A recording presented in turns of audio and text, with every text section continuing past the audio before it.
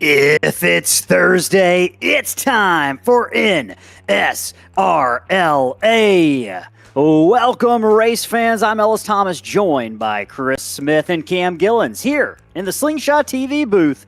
And tonight, we're bringing you race number 13 of the Downtown Auto Sales National Series.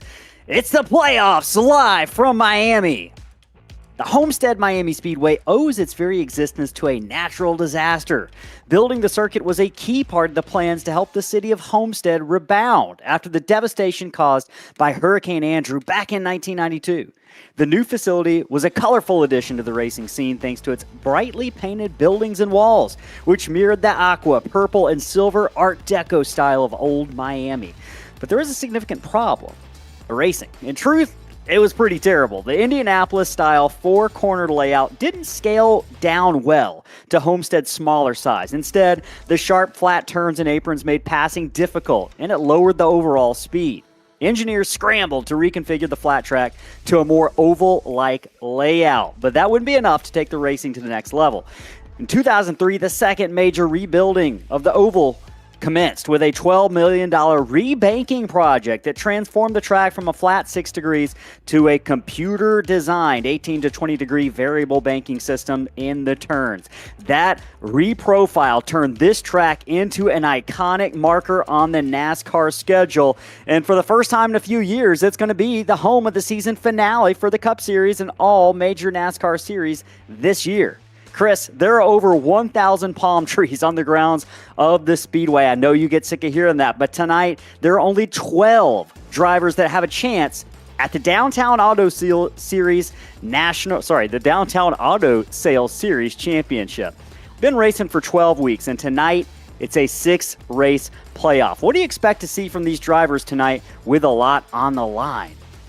Well, it's just one of the most exciting tracks on the NASCAR circuit to watch a race at, and these Downtown Auto Sales National Series drivers are going to put on one heck of a race around this 1.5 miler tonight. We've got 117 laps, 43 laps on a tank of fuel, 4 sets of tires in the pits, and Ellis, with this abrasive surface, they are probably going to use them. Stage breaks at lap 30 and at lap 60. It's the first race of the playoffs, Ellis, and what better way to kick off the playoffs than some 2 and 3 wide action around this worn-out fan favorite.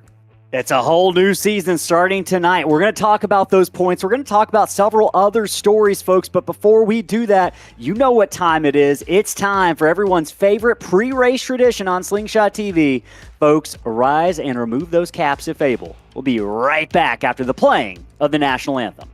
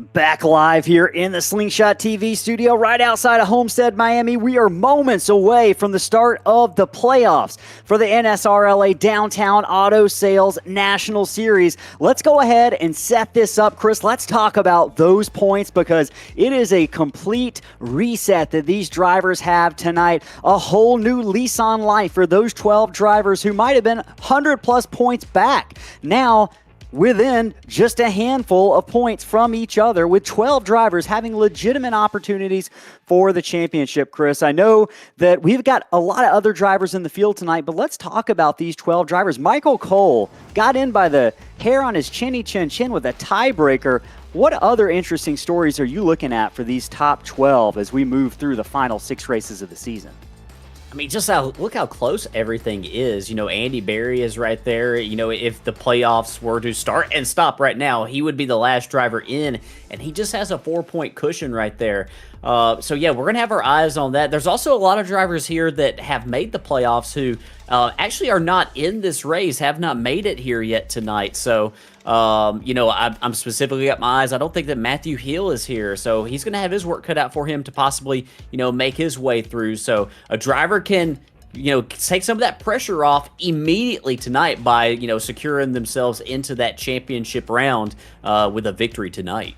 It's going to be a close one. We're going to be following it all night long. And folks, if you're watching right now and you've tuned in to support one of these drivers, let us know in the chat who you are rooting for. Who are you rooting for to win the race? What about the championship? Who do you think's going to win the championship? You might not even be a fan, but your comments are going to enter you into a chance to win a piece of Corey LaJoie sheet metal from one of his race cars. Albeit a small piece, it's still a piece that's been on a race car in a race. Your comments will enter you in to win that. Go ahead, shout out in the chat who you are rooting for. Now let's go ahead and talk about some of the stories that we're going to be following as the race gets underway in just a few moments. Chris, first of all, win and you're into the next round. I know in real life NASCAR, we're glad not to hear that anymore, but these drivers here tonight, they are excited. 12 of them have an opportunity to lock themselves in to the final 3-race championship round. What does that mean for these drivers, and how does that change how you drive tonight? Well, if you have an opportunity late in the race, you're probably willing to take a lot more chances, you know, to put yourself into that round right here. You know, a lot of these drivers probably feel like they can point their way in because there's more opportunities for that with 6 drivers advancing, you know, because we're only going to have 3 win and get in possibly. So, you know, there are some opportunities to point your way in, but you want to secure that spot. So you might be willing to take some chances late in the race, possibly some contact maybe even to secure that spot. I know that contact might come. It might come from the side of these cars as they're racing and ripping around 2 different lines on the track. Progressive banking, Chris, I know this is one of your favorite tracks. Talk to us a little bit about why the progressive banking makes this track so good and so entertaining, not only to drive, but to watch. Yeah, it's one of the most entertaining tracks on the NASCAR circuit. And, you know, the bottom lane has, you know, the bottom lane is the fastest way around. It's the shortest way around. It has 18 degrees of banking. So to try to make up for that, you know, shorter distance, the middle lane has 19 degrees and the top lane has 20 degrees. So it progressively goes up as you move up the racetrack. And, you know, some drivers will be able to make the top lane work. The trick is going to be, you know, how can you keep your tires on your car if you are deciding to run up there? But it is going to be very entertaining, and you're going to have to be comfortable being side by side here tonight.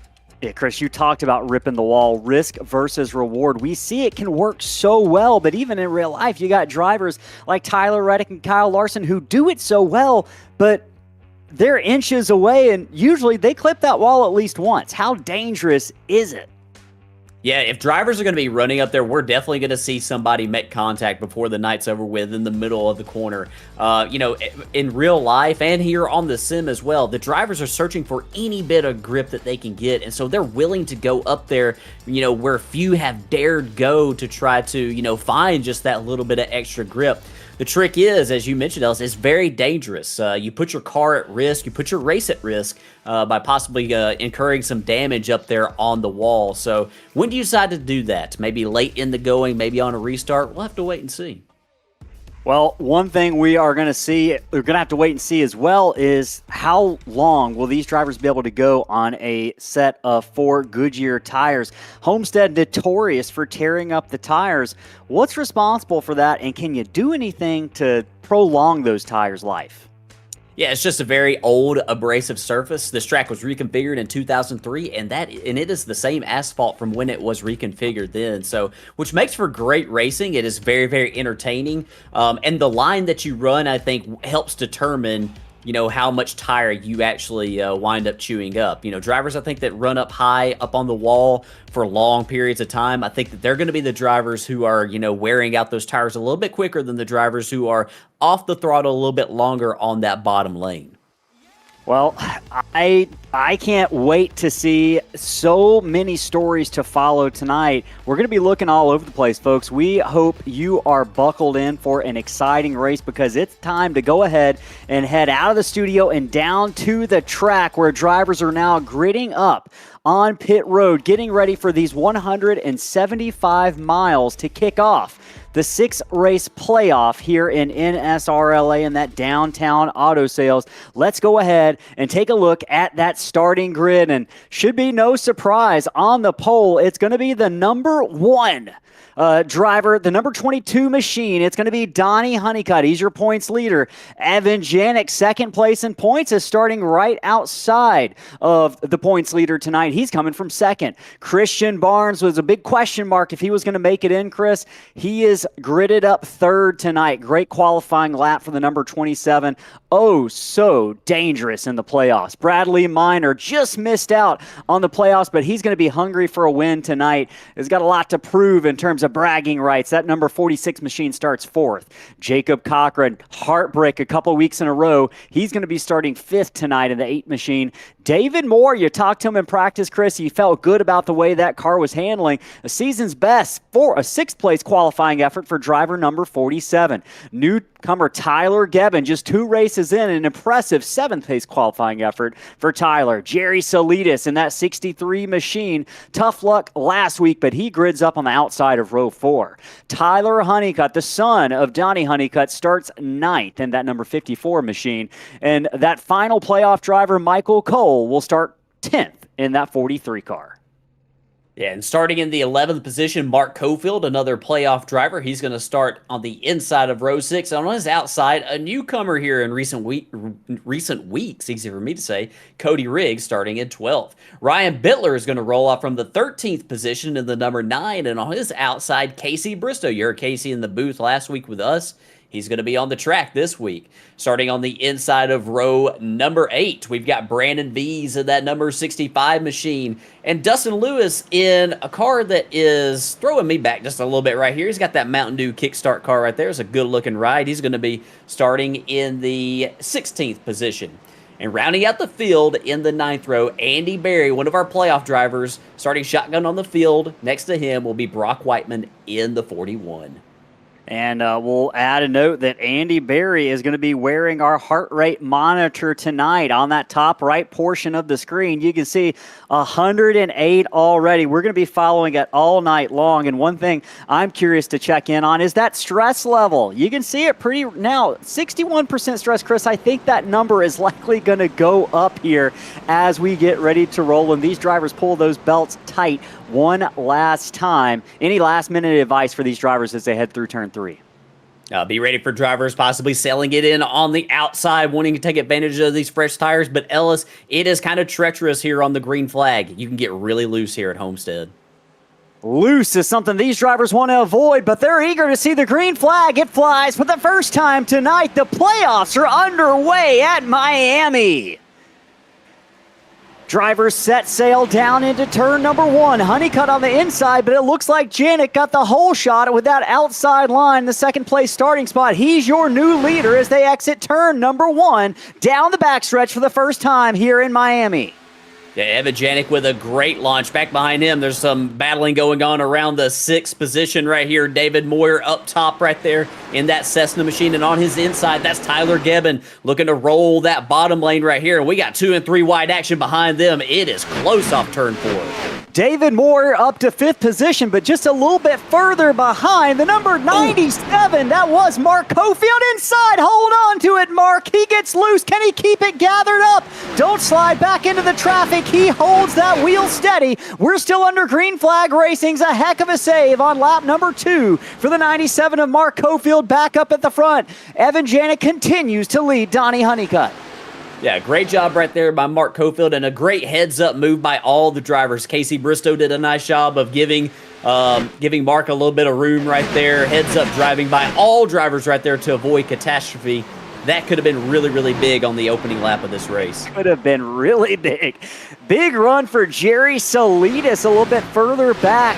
We're watching several cars rolling and ripping that outside fence, as we've talked about in pre-race, being one of the strategies these drivers might be interested in. You can see Salinas, Chris. I've seen him up at the top pretty much since the start of this thing, and he is going just less than a car length away from that wall.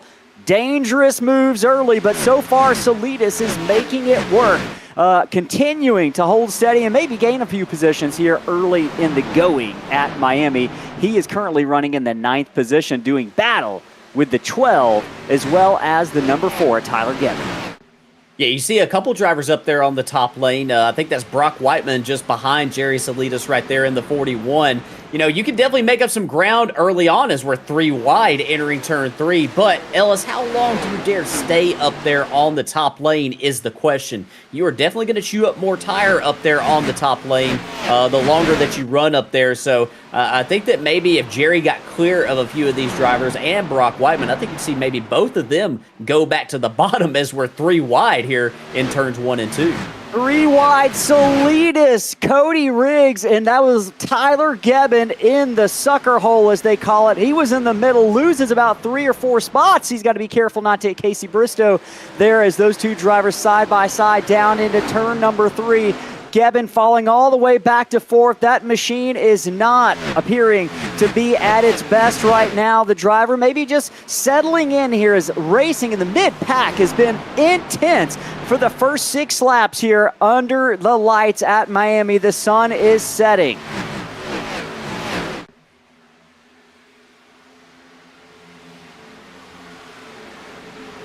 Yeah, and we got side by side right here, entering turn 3. Brock Whiteman to the inside of Tyler Honeycutt. That's a slide job right there if I've ever seen one. He's trying to use the banking to catch the car, and it will, but that's going to enable Tyler Honeycutt to complete the pass. Ellis, this track right here, you're going to hear slide job often tonight. This is the perfect oval, paved oval, to try to pull that off tonight. As Jerry Salinas has some trouble in turn 1 right there. Several drivers going around him inside and outside.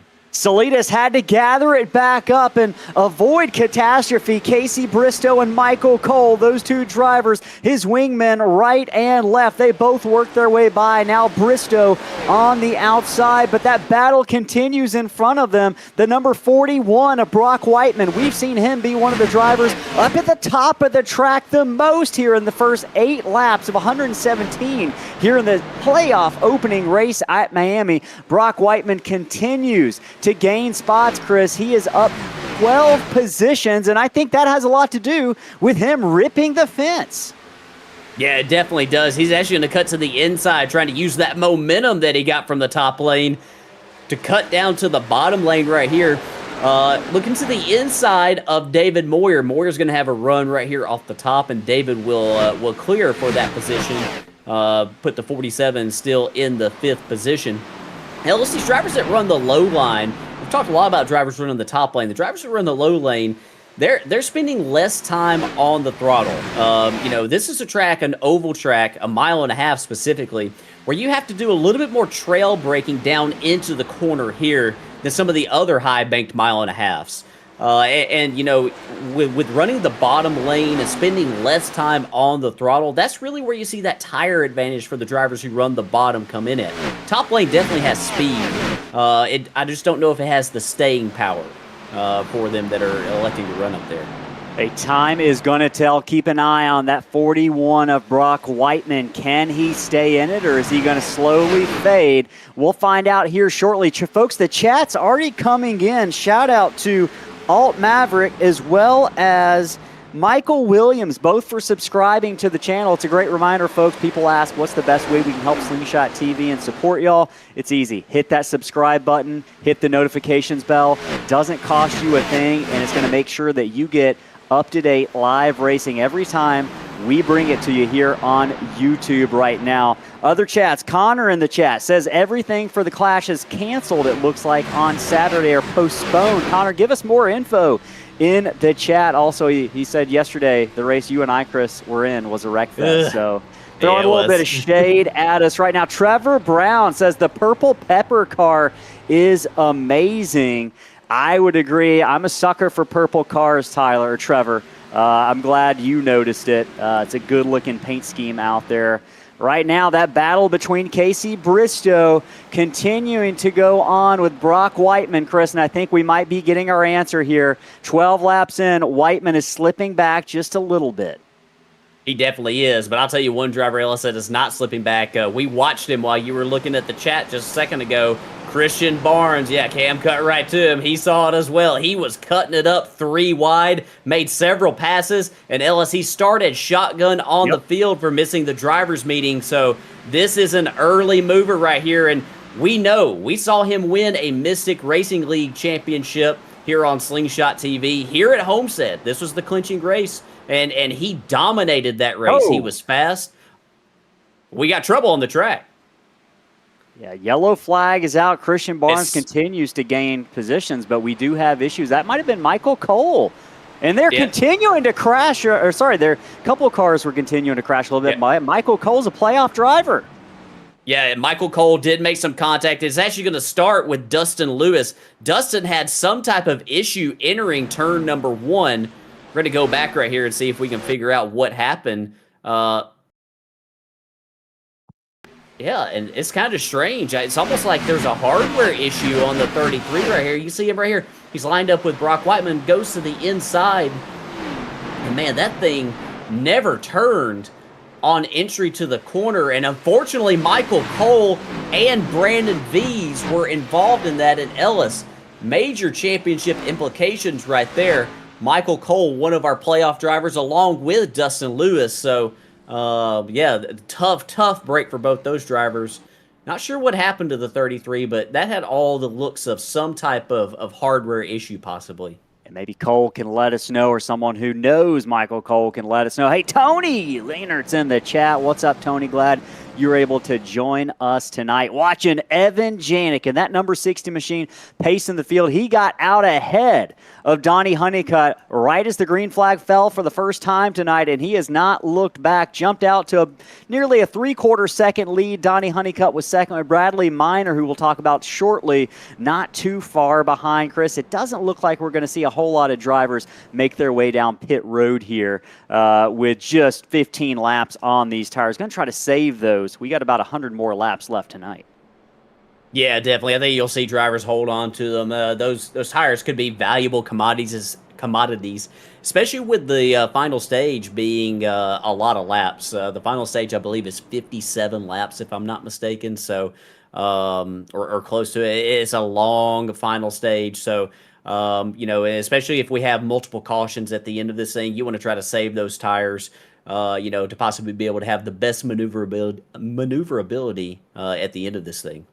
Got Tony in the chat rooting on Ryan Bitler. Hey, folks, this time it's first trivia question of the night. If you haven't played trivia with us before, it's a heck of a time. We like to teach you a little bit about the area where we are racing. And, hey, every guess, no matter a guess or the right answer, you got a chance to win that Corey LaJoie piece of sheet metal tonight. So let's go ahead and see it. First question of the night on the board right now. Essential for race fans in the stands. Which protective product was famously invented in Miami during the 1940s? Was it polarized lenses? That's option A. Option B, sunscreen.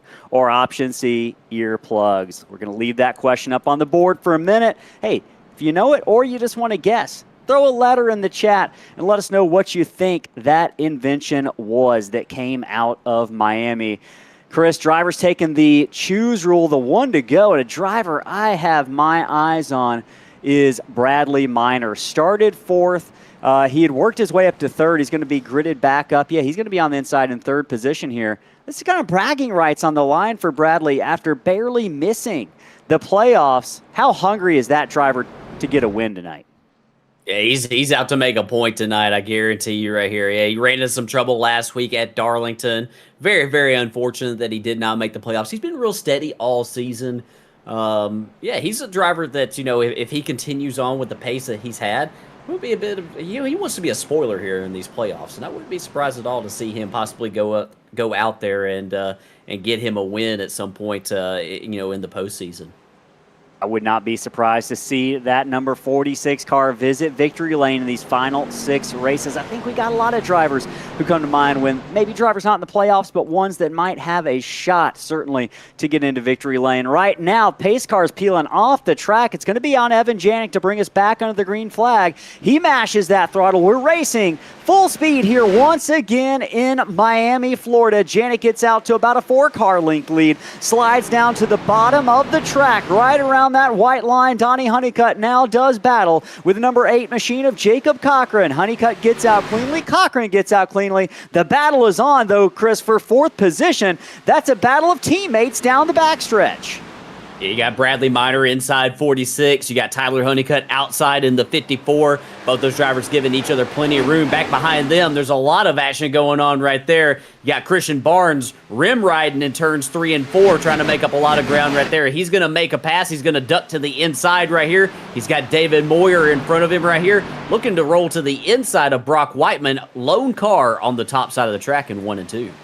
Brock Whiteman continuing to try that roll that outside. We've seen him up there all evening long so far. Christian Barnes working that inside. We'll see who's faster. The flames firing out of those tailpipes on the right side, the exhaust, as these drivers lift off the throttle, but just barely as they work their way through turns 3 and 4 back onto the front straightaway. It looks like Barnes is going to win that. Barnes is going to have to wait at least for another minute to see if he can work his way underneath David Moyer, and that is a battle for the 7th position. Chris Moyer kind of holding his own. Strong qualifying effort. You talked to him in practice. Really liked the way that car was set up and agreed with him, and hey, it's proving out right now on the racetrack. Yeah, it definitely is, and we got some green flag racing, which is definitely what David Moyer wants to see, and yeah, he's got to get up really early in the morning right here, so I bet he's hoping this thing just stays clean and green for as long as possible. As we look back up here to the front of this thing, Donnie Honeycutt, number 1 seed here in the playoffs, trying to follow suit right here with Evan Janik. Kind of see these cars right here kind of slide up a little bit on the exit of turn 2 and on the exit of turn 4. And Ellis, I really, really like what I'm seeing right now out of that number 60 machine. I think one of the keys to success around here is being able to wrap the bottom a little bit longer than everybody else, because the urge to slide up on corner exit is there, and I think that's one of the things that maybe hurts the tires a little bit here at Homestead-Miami.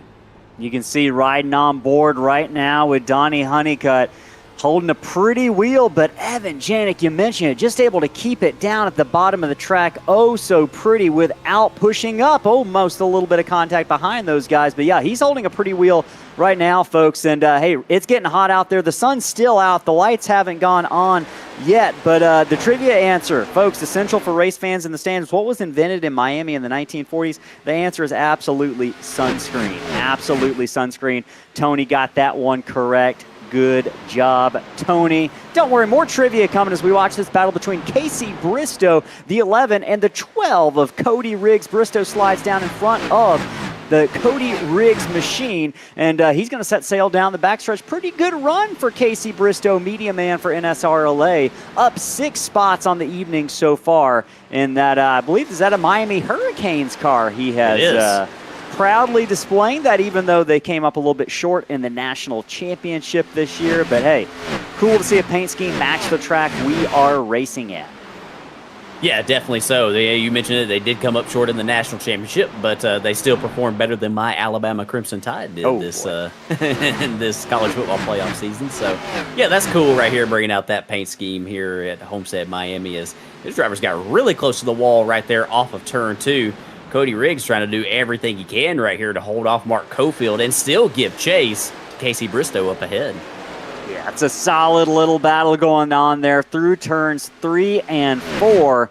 And you can see Donnie Honeycutt has not let Evan Janik slip away. Chris, if anything, that number 22 machine now within a car link seems to have found a little bit of extra juice in the glass here as they work their way down the backstretch on lap 24. Not quite a quarter of the way through this South Beach 175, but Honeycutt looks to have a little hot rod underneath him. Yeah, he definitely does. You know, I mentioned before how good Evan Janik's line looks. You know, Donnie Honeycutt's does as well right here, giving Evan Janik all that he can handle, looking really, really strong on the bottom of the racetrack right here. Coming up right here, getting closer and closer to the end of stage number 1. The stage break will be at lap 30, and you can see Donnie Honeycutt. I was about to bring it up. This is the time right here where you might start experimenting with your lines because you assume these drivers are going to put 4 fresh tires on these cars, and yeah, you might decide to start running a few different lanes right here. You're not going to need these tires much longer, so let it eat at this point. Let it eat, and Jacob Cochran is doing just that, and that number 8 machine sliding up in front of Bradley Minor now sets his sights on the 54 of Tyler Honeycutt. Next victim, please. Looks like the 54 runs up the track just a little bit. He's going to get a pretty good run off, but Cochran able to wrap that line right in front of Bradley Minor. Oh, boy, that was almost a moment as Cochran was coming up the track, and Honeycutt was doing everything he could to keep it off of the wall there. And, Chris, right now, I like where Jacob Cochran is. I'm seeing a lot of speed out of that machine. And we know Jacob for being a long run pace kind of guy. And so far, with just about 4 laps left in this stage, it's looking pretty good. He's got a lot of speed in that number 8 machine. But, oh, my gosh, did you see Christian Barnes sail it in like a motorboat into turn number 1? Yeah, Christian Barnes rolling that top lane, doing what I mentioned before about, you know, just, hey, throwing all caution to the wind right here with just a couple laps to go right here before the stage break. No sense in saving tires at this point. You got to get all that you can get, and he is doing just that in that number 27 car. He's looking to see maybe if he can grab a couple more right here before the stage break, and I guarantee you right now that is not... Oh, he hits the wall, gets in the wall a little bit, hurts his momentum, but this is not what Evan Janik and Donnie Honeycutt up ahead want to see. They do not want to see that 27 car getting better track position right here at the stage break. And we talked about Christian Barnes being one of those drivers we've seen run in playoffs before, and he is oh so dangerous. Just as kind of, you know, a lurker. He maybe wins a couple of races a season, but he's so consistent. And I don't know if I've seen anyone quite as much of a closer in sim racing. We often talk about Kevin Harvick being the closer, but Christian Barnes, as he slides up and makes that pass on Tyler Honeycutt, he's the closer. He's there when it matters. He could be 10th, 15th for various reasons throughout the race as we watch this battle, and he finds a way to end up in the top 3, top 4 by the time all is said and done. Yeah, this is a great battle we have going on. Oh my goodness. Cofield in the 97 holds on to it. That has got to be the Allstate good hands of the race so far. Cofield's had a couple of close calls, that one being the second of the night for driver number 97. Yeah, great save right there out of Mark right there. He's had his hands full tonight. And yeah, this is the battle right here for stage points. You got Tyler Gebbin in 8th. You've got Cody Riggs in 9th. Casey Bristow 10th. They're racing it out right here for 8th, 9th, and 10th. And Mark Cofield's trying to get up there to get a stage point. Cofield doing everything he can to try to get back into that top 10. Casey Bristow trying to have something to say about it. Casey Bristow once more, though. Maybe a little bit of contact there to that back bumper of the Cody Riggs machine. And look at the speed Bristow's able to carry through there. It's going to be Evan Janik who is going to win this stage number 1. Donnie Honeycutt 2nd. Christian Barnes 3rd. Tyler Honeycutt 4th rather, and Bradley Minor 5th. You can see the rest of the top 10 on the left-hand side of the screen and see where your driver finished in this stage, but that's going to be the end of stage number 1. It's going to put us under the second caution of the evening, and I think we're probably getting ready to see these drivers make their way down pit road momentarily, and that could be a big turn of events. Drivers got to be careful to not slide it. They got to do so many things to have the fastest pit stop imaginable, and Evan Janik going to have the best shot at it as he is picking up the pace car right now in turns 1 and 2. Yeah, a lot riding on this pit stop right here. You mentioned it, Ellis. You got to make sure you don't slide through your stall, especially here at Homestead, where a lot of these drivers, and I'm not sure because I haven't been in the car, with these drivers on, with these conditions. But I know in past, I've always liked to put some rear brake to the car here, especially with as much trail brake as you have to do down into the corner here at Homestead. So, that's something that, you always have to be very aware of if you are dialing some brake to the rear, not to slide through your stall. And, also just try not to stop short, try not to stop kind of long in the box where, because that hurts the time of your pit stop. So, also don't speed and don't, make any other mistakes that you might possibly have out there. These drivers got to lock in only about a little bit over a third of the way, under a third of the way through the race tonight as drivers work their way down pit road. It's going to be led by Evan Janik, Donnie Honeycutt, and third place, Christian Barnes. They're going to make that left-hand turn down into their pit stalls. Now, I would imagine they are happy to see those carriers bringing those Goodyear tires out to refresh those cars as we were starting to see this asphalt surface chew up those tires as we got to lap number 30. Drivers make that left-hand turn. See, wins this race off of pit road. I doubt we're going to see anyone take any gambles here with no tires or right side only tires. Probably no sense in that this early in the race. And looks like Evan Janik just wins the race off of pit road by Donnie Honeycutt by about 3 inches or so. Christian Barnes going to come off in third. Bradley Minor is going to be fourth. Brandon Vies might have had a pit road speeding entry, potential black flag for that number 16. Everyone else looks to have had a fairly clean stop. Folks, if you are watching right now, you got a chat button. I know you got the chat feature on your phone, on your tablet, on your computer, even on your TV. Take that time. I know we hate hitting those remote control buttons, but let us know what driver you're rooting for. We got Doodlebug in here rooting on the number 33. Dustin Lewis, always bringing a posse with him into the chat. Appreciate y'all. We got a joke from Connor. He says, "Why is Simba so slow?" I don't know, Connor. Let us know in the chat why Simba is so slow. None of these drivers are going slow tonight, though, Chris. Pretty blistering paces that we've seen as the sun continues to set. We're going to see this track condition change maybe as the lights turn on here shortly. Yeah, you absolutely will. The lap times will probably pick up a little bit, though we are, starting to get more and more rubber put on the track. But you will definitely see these cars maybe they won't slide as much as what they were earlier. These drivers might have a little bit more confidence in their cars also as the sun begins to go down. But also, something to keep in mind too. With running the wall. A lot of people with the day to night transition, Ellis, they kind of struggle with the visuals. Because things change. What was previously your mark might look a little bit different. And I think with running the wall and having to be super, super precise, that's something that could catch some drivers out here if they're not careful. Cam, I am curious if we can get a in-car camera of Andy Berry for this restart. We got his heart rate monitor up on the right-hand side of the screen. Kind of want to follow this restart and just see what Andy does and follow that heart rate and follow the stress level here, what it looks like to restart as these drivers come into the restart zone.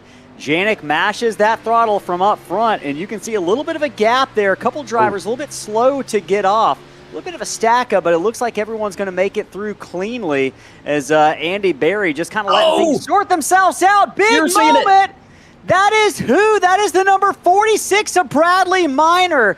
And he collected one other car. I think that might have been Jerry Salidas. Big moment there right in front of Andy Berry. And look at that heart rate. Stress is through the roof. Wow, 75% entry. There it is. He's in the danger zone for the stress levels. Yeah, you were riding on board, and you could see that car slip sideways. One of the stories we talked about at the beginning was how loose these cars would be on cold tires. And look at Bradley Minor turn down into the corner. Yeah, as he crossed the banking, crossed that seam, he got sideways. Oh, Tyler Gibbon. Oh, and Andy Berry. So many drivers did a great job getting through there. Unfortunately, Jerry Salidas just had nowhere to go. I believe that was also Ryan Bitler who has some damage as well in that incident.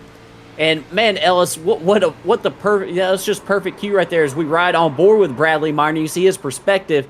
He had that car opposite opposite lock right there. Yeah, he got hit from behind as those drivers just could not avoid him right there. But yeah, what a great call to go on board with Andy Berry, and the viewers at home could see just what he had to do to avoid catastrophe right there. A great job right there by the 21 and several other drivers to get through that. Well, folks, great job, and we all saw it through Whiplash Sim Cams there, bringing us all the replays and all the live cameras that producer Cam works expertly every night. We're going to take a moment to step away, catch our breaths, as these drivers need it as well, to hear from Whiplash Sim Cams. You can find their link in the video description. We'll be right back in 30 seconds.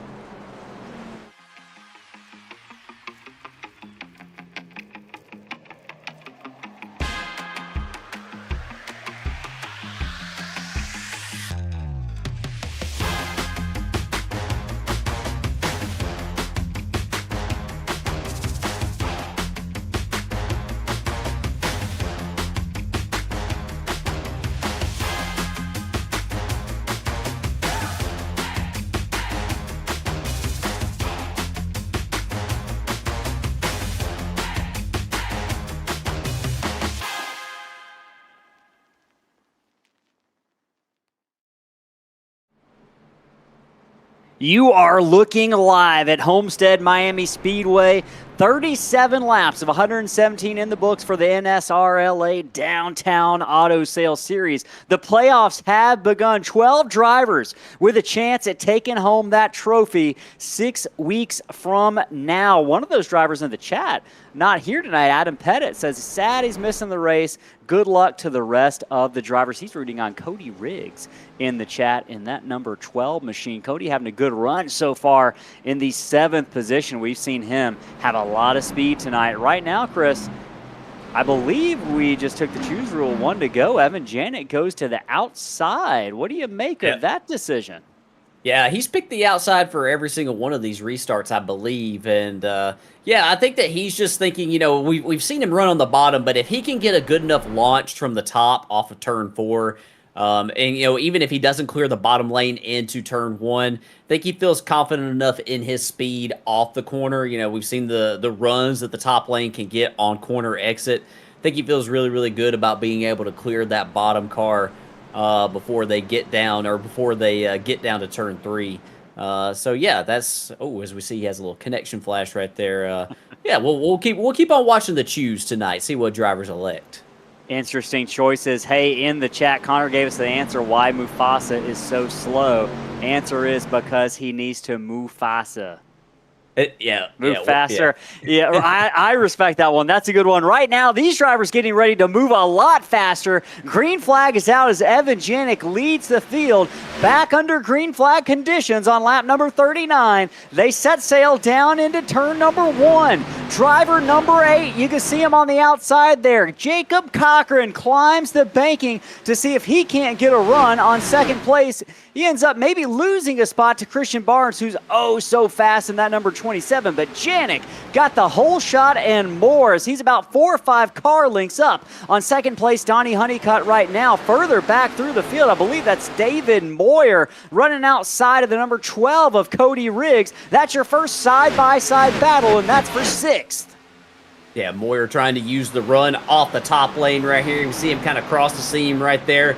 You know, that's something you got to be real careful about early on in a run. I think that with a little bit of, heat in these tires, I think these drivers might be pretty good from this point forth. But, yeah, we got side-by-side behind David Moyer right here. That's Brock Whiteman to the outside.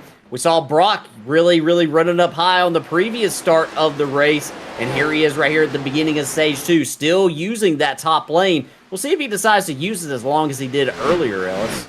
Yeah, we saw Whiteman sliding back just a little bit around lap 15 or so, but he's got all the speed in those field goods right now. He goes to the outside of David Moyer, and he's going to look like Superman right now with a heck of a run on the outside. And Chris, for the viewers at home who are maybe the uninitiated race fan, what's the physics explanation or just the mechanical explanation as to why that outside line is seemingly faster? Yeah, you can just be in the throttle so much longer up there. It's basically you're making the track longer, and so you've got more time spent in the throttle up there. As man, it's really close right there into turn 1. Christian Barnes to the inside right there, right in front of Donnie Honeycutt. That's the best way I can describe it, is that, you're just in the throttle harder, quicker, and you can come off the corner with just so much more momentum because of that. Whereas the drivers on the inside, they've got to wait on that throttle a little bit longer. Even though they're going the shorter distance around, they're spending a little bit more time off throttle, which leads to them also maybe having a little bit better tire because they are spending so much time off the throttle compared to their competitors who are running up high. We're going to see that play out as this run goes along. We talked about how this old, worn-out surface can chew away those tires. Right now, Chris, it looks like most drivers are taking it easy. I'm looking down and seeing close racing, but single file. Everyone looking to mind their P's and Q's right now. Maybe a little battle going on here. That's David Moyer, I believe, looking to the outside of the number 54 of Tyler Honeycutt. Going to lose a little bit of ground, fall back into the clutches of the number 12. That number 12, of course, is Cody Riggs. We've got, I know, Adam Pettit rooting on that 12 machine. Moyer falling back just a little bit. Best qualifying effort for the season. Still a great run going for driver number 47. We talked about him having a little bit of an early bedtime. I'm thinking he might make it. Chris, what was his hard, fast night time? I heard 9 o'clock, so yeah, we'll have to see if he continues to run this well. He might decide to stay a little bit later. We're watching the battle right here for third with Jacob Cochran and Donnie Honeycutt. Back in the midst of all that going on back behind these two, as I think Honeycutt's going to complete the pass.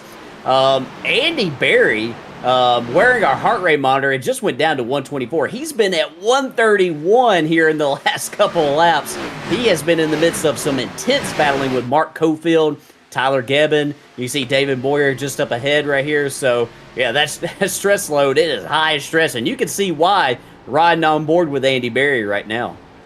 That stress load is a variable heart rate calculation. He's wearing a heart rate monitor, and we're monitoring it. I'm not even sure how the science works, but I'm told it's somewhat accurate. So, and you can see it. It reacts to what we are seeing inside the car right now. And yeah, he's watching that battle going on with David Moyer and Tyler Gebbin, and he's got his own little battle with Casey Briscoe there on the inside. And boy, oh boy, those drivers fan out down the backstretch. And sure, that's a battle going on a little bit further outside the top 10, but boy, they are giving it a go here. Casey Bristow leads that pack. David Moyer not giving up, though, with Andy Berry also on that outside. They're making it work so far. Yeah, definitely making it work right here. That's Mark Cofield that was to the inside of Andy Berry, looking to come back up to the front. Meanwhile, up here at the front of the field, Christian Barnes is giving chase to Evan Janik, who appears to be having some pretty serious connection issues. We've seen it right here since the stage caution break that Evan has been having a little bit of a possible network issue going on right there with that number 60 machine. Hopefully the internet will continue to work for him right here. We can see this great battle between these drivers right here for the win right here. Christian Barnes not letting Evan Janik get away right here with about 13 laps to go here in stage 2. Christian Barnes always in the right place at the right time. We can see him working his way closer and closer. That AmSoil car getting a little bit bigger out of that front windshield for driver number 27. Christian Barnes, a playoff driver, and certainly I think we'd categorize him as a championship favorite for sure. But Evan Janik, you mentioned, Chris, he's having connection problems. We've seen it get a little bit worse over the last couple of laps. Does that change the way Christian Barnes might drive around him, maybe fearful that he might blink out for a second? Does that change your mentality when you can see that battle box up? Good call by Cam. Does it change the mentality of how you might drive around Janik? Yeah, you might give a little bit more room than what you typically do, just because you're unsure about maybe sometimes when they might disappear and when they'll reappear, where they will be when they do reappear. Yeah, I mean, it's hopefully it's something that it seems to have leveled off right here in the last couple of laps. So whatever it was, maybe it was just a quick little connection issue that seems to have resolved itself. And yeah, he's pretty solid right here on the track. Car is still looking, Ellis, really, really good right there around that white line. It's going to be tough to beat Evan if he is, if his connection maintains and he continues to run this pace at that line right there. Christian Barnes changing it up right there at turn 3, and we're looking back right here, further back in the field, and action all over the racetrack. Yeah, not sure where to look right now. I'm looking at Andy Berry's heart rate again, 132. I think that tells the tale of what is happening in that backpack with these drivers just inches away from each other. And boy, oh boy, that number 97 of Mark Cofield, I don't think he could have slid a sheet of paper between his front bumper and the back bumper. The number 41 of Brock Whiteman, who slid back just a little bit, currently in ninth. Cofield dives it in there to the inside. Going to be careful to keep that thing as close to that white line as possible. You see him have to lift out the throttle there. Andy Berry almost 3 wide for a moment. Please, Andy, slow it down. That heart rate starting to get me a little concerned. Yeah, he is keyed up right now, and I've always been a little bit afraid to run the heart rate monitor because I didn't want to see what mine looked like. He's up to 141 right now, Ellis. You can see the load up there, 97, 96%. It is intense, and this really just goes to show you, Ellis, how busy you are here at Homestead. You know, a lot of side-by-side, close racing. Ooh, as it gets really close right there with Brock Whiteman. Cars sliding around. You have to be on your game here. You got to be on your game 100%. Don't let anyone tell you that these guys are just driving around in circles on a toy computer, because that is not what is happening. I guarantee you we did have maybe one problem. David Moyer might have gotten the wall just a moment ago. That car is slow as he works his way down pit road. Yeah, I don't think that he got the wall, Ellis. I think that this is bedtime for David right here. So, yeah, we appreciate him coming out right here. He's got to get up really early in the morning. So, good run for him tonight, though, for sure. He had some good speed in that car. As we had a change for the lead. Christian Barnes has found some speed on the high line. We looked, it was going to be about 4 laps on the battle box. Christian Barnes did just a little bit more than that to get by Evan Janik, who has relinquished that lead on lap 54. We are approaching the halfway point in just about 4 laps or so. Janik way up the track, just about a foot away from the wall. Chris, is he trying something new here? Because got a little bit of a run off the corner off of turn 4 there. Maybe Janik is trying something a little bit different late in this stage with just about 3 laps or 5 laps left. Yeah, he's really close to the wall right there. In fact, might have tagged it right there at turns 1 and 2. Yeah, he's probably trying to see what he can do right here. There's no sense in saving tires since they're probably going to come and take 4 right here at the stage break. Yeah, we'll keep an eye on this battle right here. I'm wondering if we could go back right here, go side by side, Cam, to show the pass for the lead, to show our viewers what Christian Barnes did to try to grab the lead right there on Evan Janik. Here is that number 27 car right here on that top lane right there, utilizing the momentum of the top lane, and off of 2, you can just see what kind of a run he gets. He's going to peek to the inside of Evan Janik right here and just, you know, set sail down into turn 3. Oh, Janik in trouble. Big trouble, Janik off of turn number 2. Not sure what happened there to the number 60 machine. Looks like he ripped the wall, Chris, and might have just gotten a little bit too close as that right side clipped the wall. We'll see if we can't get a replay of that, but a big moment, but an even bigger save from Evan Janik. Second place in points. That could have been absolutely catastrophic for driver number 60, but he just showed you why he's got a handful of wins, and he's second place in points right now and a championship favorite. That was maybe the save of the race. Yeah, it definitely was right there. We'll continue watching it live right here. We do have a replay of what happened to Evan Janik right here. Here is that 60 car coming off the corner. You mentioned it. It's just a little bit high, tagged the wall.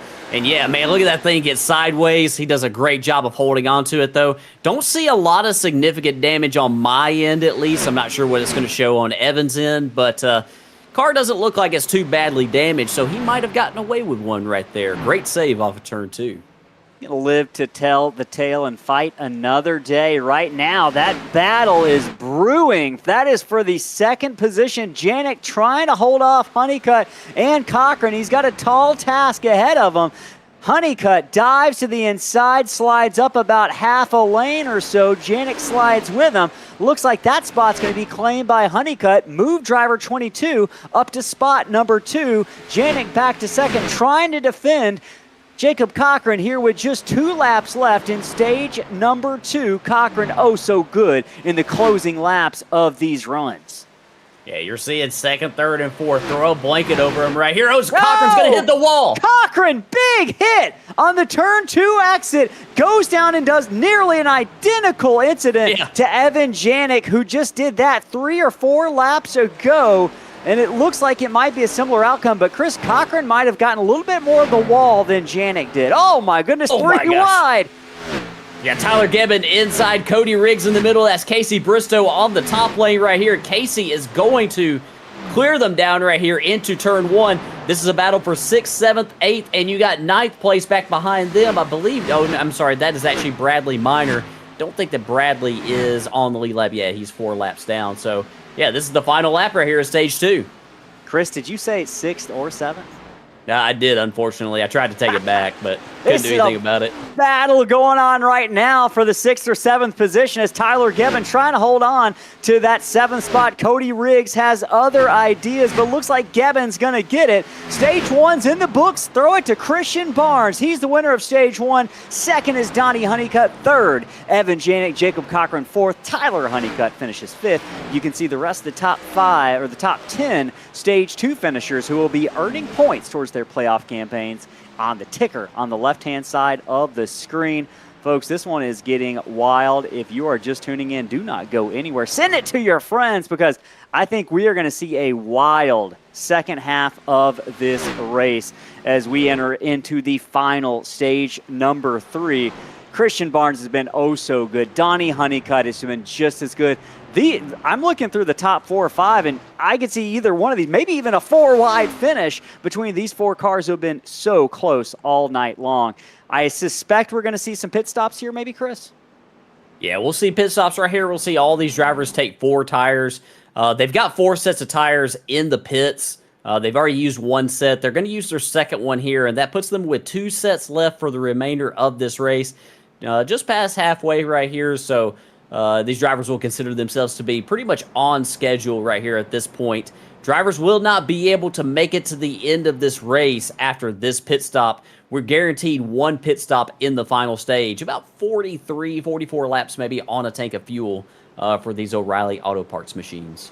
So could be setting up for some fuel mileage racing. We saw that race, really, we've got some good long green flag runs, and right now, drivers coming down pit road to the attention of their pit crews, very close to each other. Every inch counts and could mean the difference between first and second on the exit here of pit road. Drivers going to make that left-hand turn, and we talk about it every time. Sure, they can't control the pit crews, but they can help them have a faster stop by not missing their marks, not getting too close to that left-hand wall, not sliding over the line. It looks like one car, Jacob Cochran slides over the line, just as we were talking about. That could cost him a couple spots on the exit of pit road. We're going to see that race off of pit road momentarily.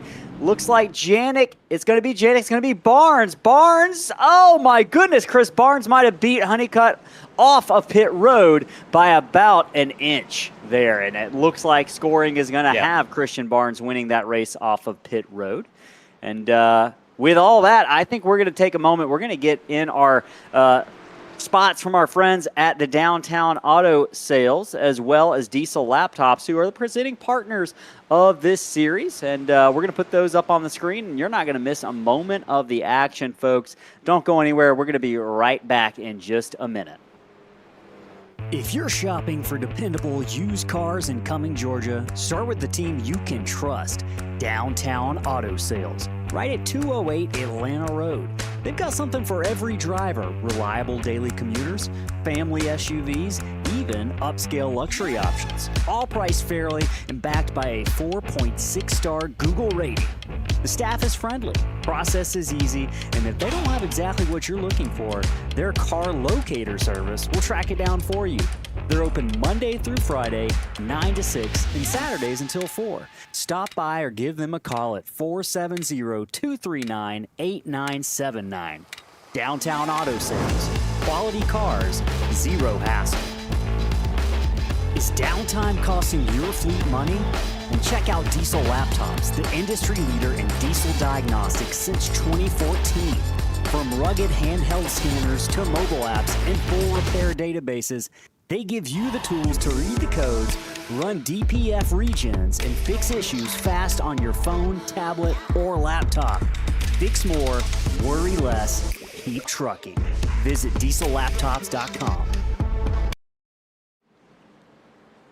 All right, you are looking live at the Homestead-Miami Speedway. 20 drivers getting ready to take the green flag to start stage number 3, the final stage. My name is Ellis Thomas. I'm joined by Chris Smith and Cam Gillens in the Slingshot TV booth. We're no longer joined by the pace car. He's pulled off the track. These drivers take the green flag once again here at Miami. Christian Barnes scored as your leader. The battle's on for second. That's Evan Janik on the inside. Donnie Honeycutt on the outside. Top 3 in points. Here they are right here together on the track. Janik works that inside line really loose, though. A little sideways for Janik, but he makes it stick. He does make it stick right there, and you can see right there how loose these cars are on these new tires. Everybody's going to get through 1 and 2 just fine. Jacob Cochran, the only car up on the top side of the track, trying to utilize the speed that top lane has on the exit of the corner. He's going to clear Casey Bristow, I believe, off the corner. And here comes Evan Janik for the race lead. Hey, there's the battle for the lead picking up right now. Evan Janik, who we saw fading late in that run, he's got no problems right now. To the inside he goes to see if he can't take that red, blue, and white number 60 machine to the front once again. But Christian Barnes, the Domino's Blue, has other ideas down into turn number 3. Both drivers want the inside line. It's a fight for track position. Barnes is going to win it for the moment as they come back to the line. Yeah, both these blue and red cars right here. Both of these Ford Mustangs are really close at speed right here. Looking a little bit further back right here. Jacob Cochran battling it out with Tyler Honeycutt. Cochran is going to clear and secure the 4th position. Back behind them, here he is again, Ellis. Brock Whiteman on that top lane. Yeah, you can see he's got that top lane rolling again on this restart, making up several positions early on right here. Car got a little bit loose. He might have tagged the wall right there into turn 3. Got awfully close to it, but he's trying to grab as many spots as he can here early on in this final stage. One thing I've been meaning to ask you, Chris, all night long is we've got a mix of drivers who are in the playoffs and drivers who are not in the playoffs. They're racing for still bragging rights, and NSRLA also has a program for those drivers who didn't make the playoffs to have a little postseason competition as well. But does it change the way you race each other if you're around one of those playoff guys? Does it change your mentality? As we watch a battle for the lead, Evan Janik's going to dive to the inside again, see if he can't get by Christian Barnes. Will Barnes get that run off the top of the corner? We're going to find out, and the answer appears to be no for the moment. He's going to cross over Janik. That's going to be a battle down into turn 1. Barnes on the inside. Janik a groove up. Yeah, you know, that's great battling right there between those drivers right there. We're going to have to see how it plays out right here on this long run. We kind of got a little bit of a run right there in stage 2, but yeah, we'll be watching their speed right here to see if they're able to maintain their pace. Yeah, Ellis, I think that, you know, going back to your question about playoff drivers, you know, NASCAR racing, stock car racing is a little bit unique in that the drivers who are not in the playoffs are out there with the drivers who are in the playoffs. A little bit different than stick and ball sports. You know, I think that you're aware. I mean, I can only put myself in their shoes. I think you're aware of those drivers, but, you know, you're out there for yourself. You're out there for your team, for your family, friends who are watching at home, any sponsors that you might have. I mean, you want to, you know, put on a good show, and you want to give it all you've got, you know, to you know, have as best a result as possible. So I think that maybe you're aware of it. Maybe give a slight bit more room. Just, you know, be a little bit more careful because you know what's on the line for them. But you're still going out there and you're still intending to get as many positions and possibly win the race if you can. So really 2 stories going on through the field. Those playoff drivers and the non-playoff drivers. An interesting dynamic we're going to be following for the next 5 or 6 races. Jacob Cochran on the outside right there. That is a battle going on for the 4th or 3rd position. Cochran, Chris, Honeycutt as well right behind. They both might have grabbed the wall.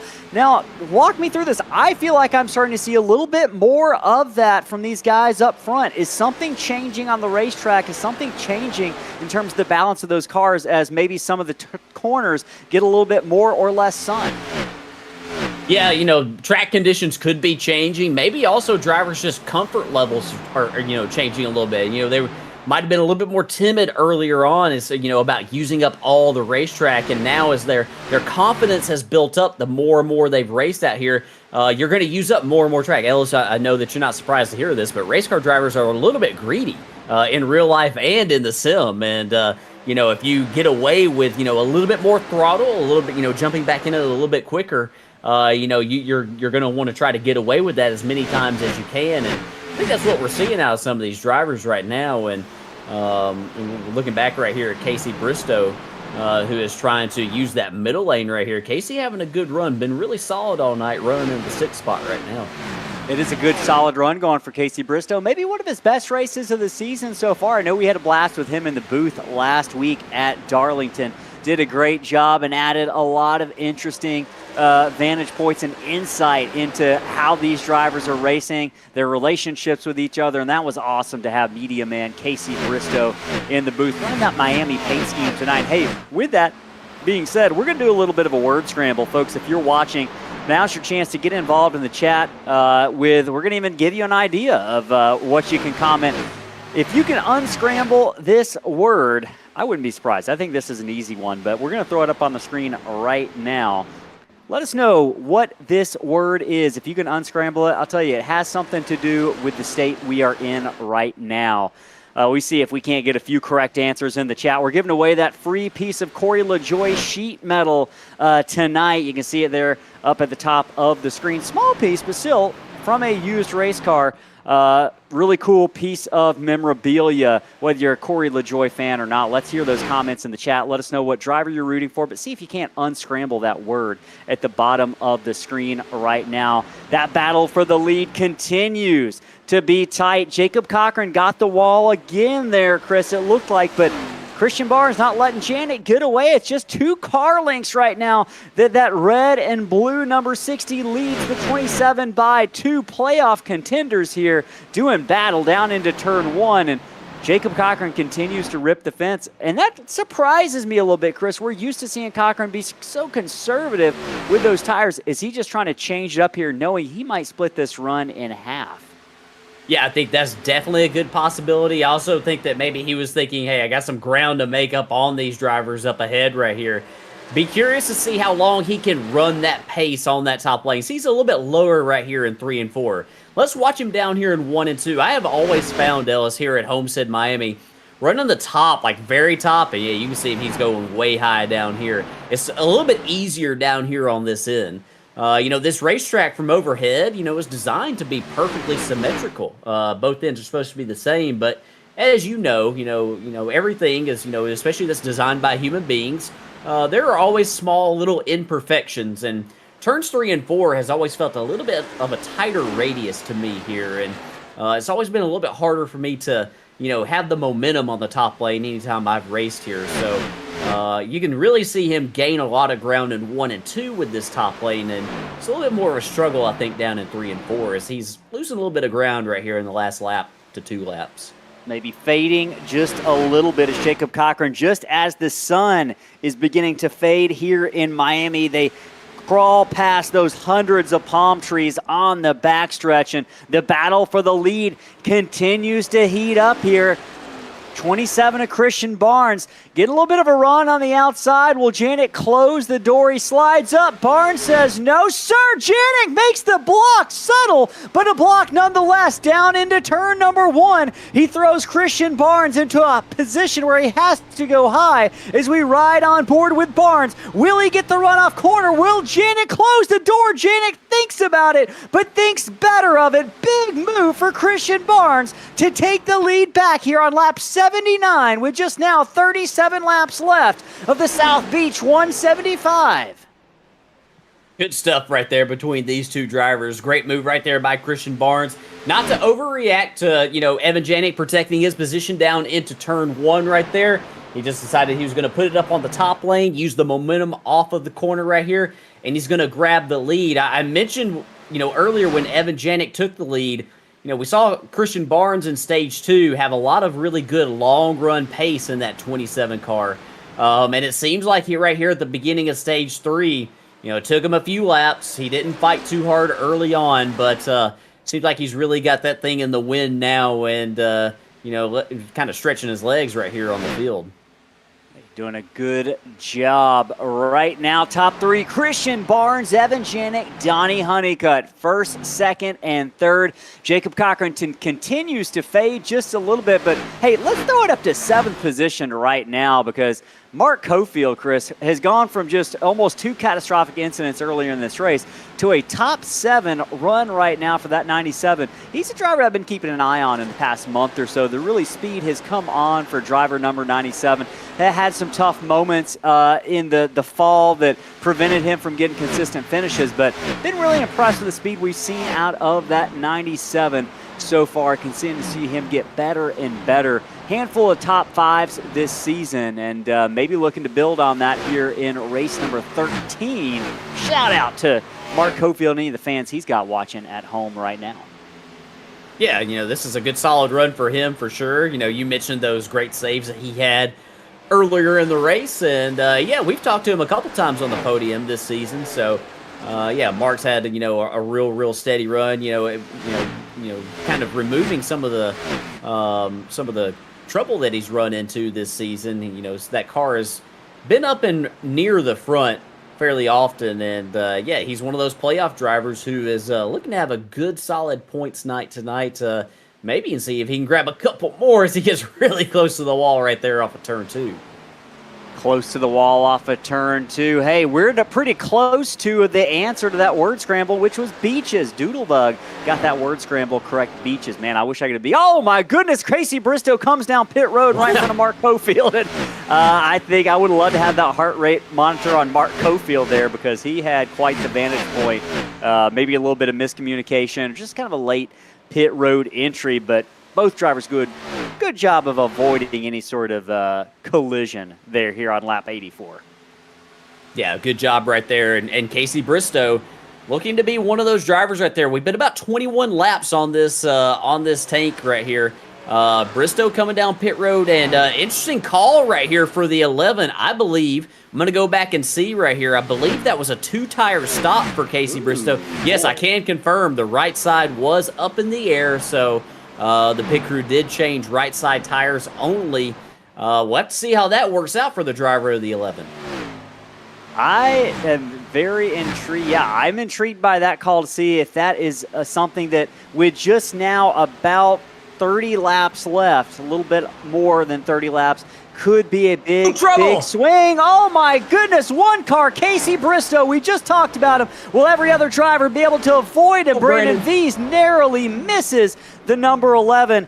Maybe a case of cold tires here, going to put us under caution on lap number 86. And boy, I don't think we had any other driver hit pit road, so we're not going to have too much of an upset running order. But Casey Bristow, boy, tough luck there for Casey. Yeah, we were watching it live when it happened. It wasn't cold tires that got him. It was some contact with Mark Cofield as he exited pit road right here. A little bit of an argument for space right here as they entered turn 3. Casey, was up. I think he was up the track a little bit higher than Mark Cofield was expecting right there. And the two of them came together, and that could have been a whole lot worse for those drivers that were right behind them. Brandon V's did one heck of a job to avoid that. Riding on board right here with Casey Bristow. Yeah, I think that he was just a little bit further up the track than what Mark Cofield was expecting right there. And, yeah, he did a good job, though, of not, overcorrecting that thing back to the right, kind of locking it down right there. And, yeah, did a great job as our leaders are on pit road. Yeah, speaking of locking it down, drivers getting ready to lock it down in those pit stalls. This is likely going to be the final time they see their crews all night long. They should be able to make it on the rest of the tank of fuel that they're getting loaded into those Xfinity or O'Reilly Auto Series cars right now. Chris, this is it. This is the money stop. Pretty much after this, we're going to be full out. Yeah. Oh, that was Mark Cofield. 2-tire stop from the number 97. Gutsy call for Mark Cofield, who really was involved, not necessarily at fault for that caution that just came out. But boy, Chris, what do you make of this? Does this change how this restart is going to kind of come to fruition and play out here with a car that's maybe on slightly older tires, left sides at least? Yeah, it definitely does. Yeah, I think the biggest thing is that the driver who is on 4 fresh tires, Ellis, is The first one off pit road, Christian Barnes, is not going to be the control car. And I think that's something that, that's a big advantage to be able to control the restart here. Mark Cofield will be the control car. Casey Bristow in front will get the wave around right here since he is in front of the leader. We'll have to see right here. This is an interesting choose right here. Yeah, I'm not surprised at all to see. Yeah, Christian Barnes was going to go the opposite direction that the 97 went. He does not want to be behind Mark Cofield. Not, any disrespect to Mark by any means, but, with those two older left side tires, you just don't know what kind of grip that car is going to have entering turn one. No, you don't know at all. Drivers just trying to set up kind of the best possible scenario for themselves. And, man, Chris, that sun in that corner produced a pretty good view of the marbles that are building up on this track, making it just that much more difficult for these drivers to traverse here in the final under 30 laps. Now we just have about 29 laps left. It's going to be 29 at the line. Are we pretty much full out here for the final 30 laps? Are you just letting it all hang out? Yeah, definitely. I wouldn't say that you can.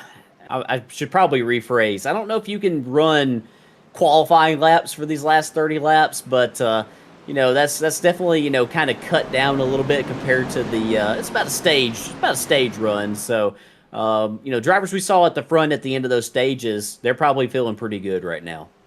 One driver feeling really good is Mark Cofield. He's the control car. He's going to bring us back under the green flag. Gets a pretty good start in that number 97 machine. Those two tires feel just fine right now. Evan Janik going to try to go to the inside. Cofield lunges down to the inside, thinks about defending that spot. Janik sideways through turn one. Can he hold on to it, or will he make contact with Cofield, the leader? Both drivers side by side as they head down into turn three. Side by side for the race lead, you've got Tyler Honeycutt looking to make up a lot of ground on these drivers as well. I think Evan Janik possibly is going to clear the 97 of Mark Cofield off the corner. Yes, he will put the 60 to the front, and meanwhile, it is a scramble behind them for position. Christian Barnes gets caught behind Mark Cofield on older tires. Barnes now just really a passenger trying to do everything he can to get by on the outside. He throws it to the wall. Christian Barnes holds on to it. Can they get by Cofield? Honeycutt has a tight moment there with the left rear quarter panel, the number 97, but it looks like everyone's going to survive that little scrum down the backstretch into turns 3 and 4. Now back down to the front stretch one more time. Evan Janik's your leader. Christian Barnes is second, but boy, Tyler Honeycutt's coming with a head of speed in that number 54. He's up to third.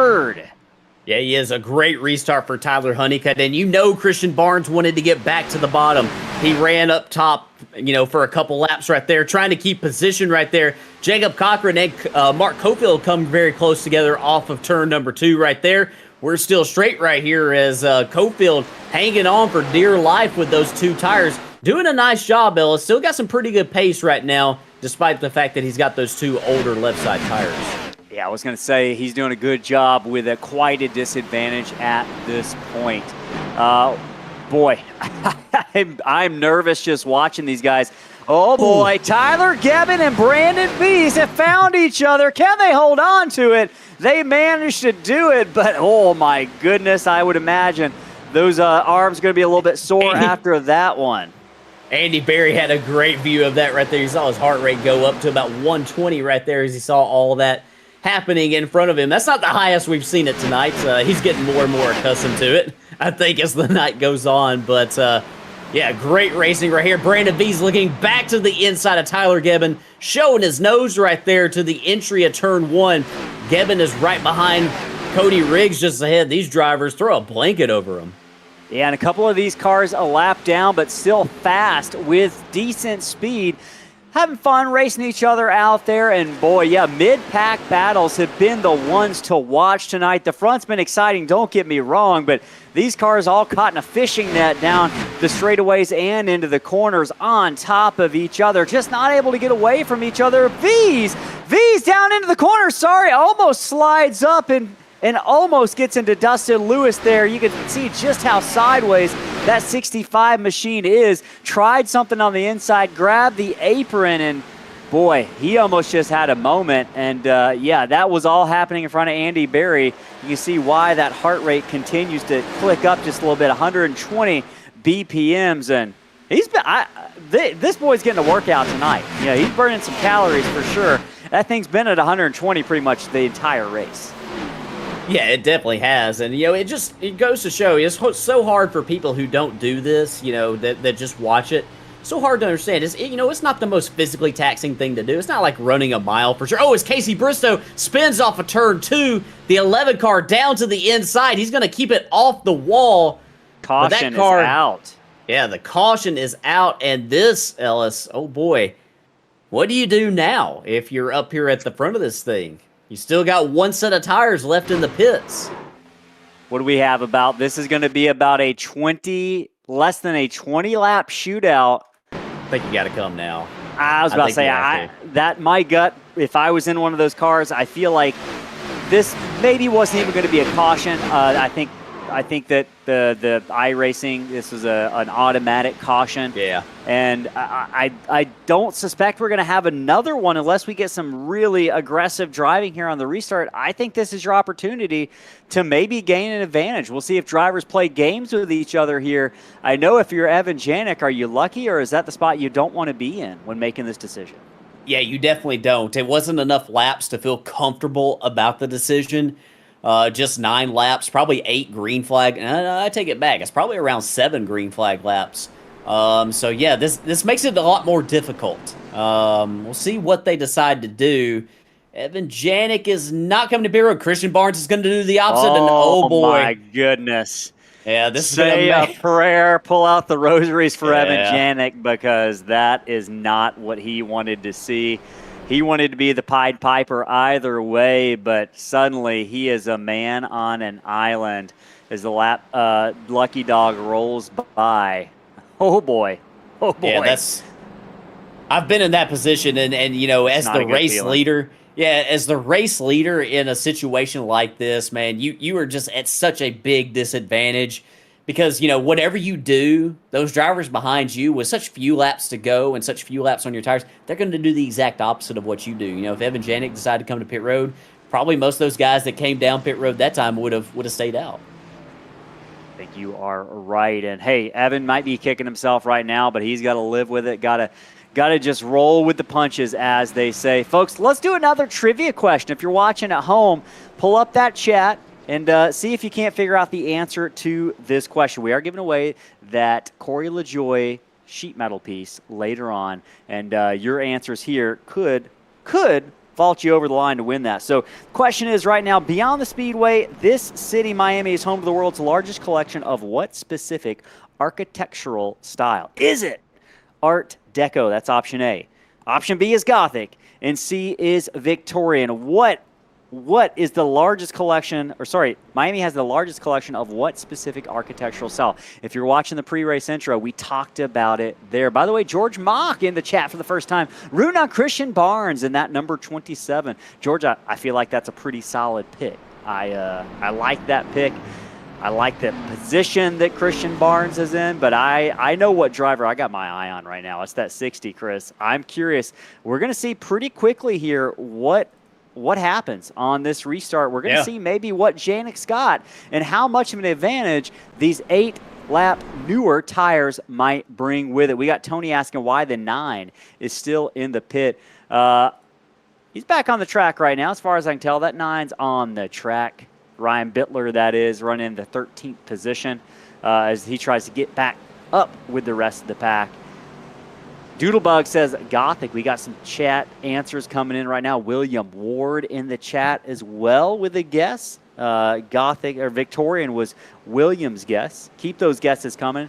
What architectural style abounds in Miami? Right now, we're running out of laps. One of these drivers is going to be looking to take home the trophy of the South Beach 175. It's going to be 18 laps remaining. Pace car makes their way down pit road. Evan Janik gets off with those older tires, but he gets off to a lead. You wouldn't know the difference right now. Janik with about a 7 car length, maybe 6 or 7 car length lead over second place. Jacob Cochran, the number 8, who's got Christian Barnes breathing down his neck. And I think that was a wide choice for the number 8 to slide up just a little bit. Contact further back through the field. That is the number 12. That's Cody Riggs' contact with the wall off the front bumper of another car. I'm sure we'll try to get the replay on that. But boy, Andy Berry with another great view, guys. Yeah, he definitely had a great view of that right there as Christian Barnes is going to clear Jacob Cochran right there off of turn 4. That's exactly what he wanted to do, to be able to have clear track ahead of him. He's only got Evan Janik right there on those older tires, and boy, Ellis, you could see it right there in the center of turns 1 and 2 right there. That 27 car had just a huge advantage on center of the corner speed on Evan Janik as they're going to get really close right here into 3. My goodness, guys, easy now. He got 17 laps left. We got to race. Evan Janik and Christian Barnes. Oh, so close. And you got to understand Janik's position here if you're watching. He's on 8-lap older tires. He's just trying to do everything he can to hang on to it and make sure that he doesn't let Christian Barnes by. Unfortunately, he's going to lose that battle for the moment, but maybe going to regroup, let those tires cool down. Maybe hoping Barnes hits the crossover point where the benefit is kind of negligible. But Christian Barnes right now setting sail 2 car lengths. Now 3, he's up on Evan Janik and pulling away. 1 car super high there. I believe that was the 54 of Tyler Honeycutt, who seems to have a head of speed. Rolling that outside. He's going to get by Mark Cofield as well. Be careful, guys. Mark Cofield right in front of Donnie Honeycutt. Big moments for several of these cars. Yeah, definitely big moments right there. Jacob Cochran sliding in front of Tyler Honeycutt right there. Side by side right here for the 3rd spot. That's Mark Cofield on the bottom. Cofield's got a nice run entering the corner right here. That 97 car's got some speed. He's looking to the inside of Evan Janik. Mark Cofield, my goodness, out of nowhere.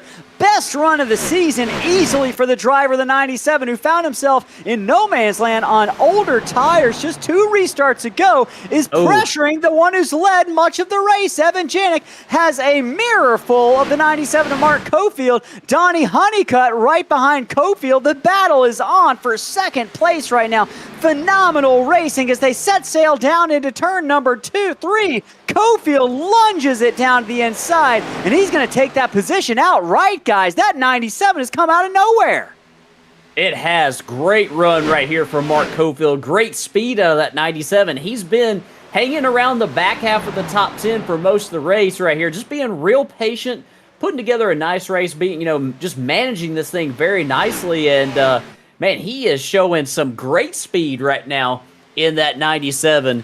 That 2-tire stop before, we talked about, he did fall back, but he didn't fall back really fast, Ellis. He showed that he still had some speed even with taking 2 tires. And now that he has 4 on that car, man, as he lights him up right there off of turn 4, gets a little bit loose. Donnie Honeycutt might have a run on him entering 1, but great run so far for Mark Cofield. Yeah, looking at the lap times, those times were identical the lap before. There is something that 97 has found. Before we talk more about that, the answer to the trivia question was Art Deco. A couple of you got that answer correct. Art Deco is the design style that abounds in the city of Miami, particularly the downtown area, not too far from where we are right now. But Mark Cofield, Chris, shot out of a cannon here on what might be the final restart and the final opportunity for a lot of these drivers. Donnie Honeycutt wanting to get by. That's your points leader, Donnie Honeycutt, trying to lay chase to Christian Barnes. Christian Barnes trying to